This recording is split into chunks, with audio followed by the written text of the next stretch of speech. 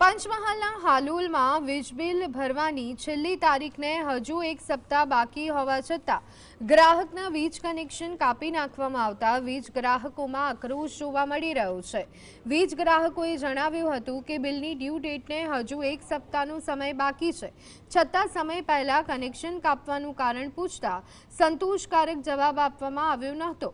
હાલોલના ગ્રાહકોને ખબર પડી કે વીજ બિલની વસૂલાતનું કામ વીજ કંપની દ્વારા આઉટસોર્સ કરવામાં આવ્યું છે અને કનેક્શન કાપવા આવેલા એજન્સીના કર્મચારીઓ બિલ યોગ્ય રીતે વાંચી પણ શકતા નહોતા। સ્થળ પર ગ્રાહકો દ્વારા કરાયેલ રજૂઆતોને અવગણી અને કનેક્શન કાપી દેવામાં આવતા લોકોમાં આક્રોશ વધ્યો છે।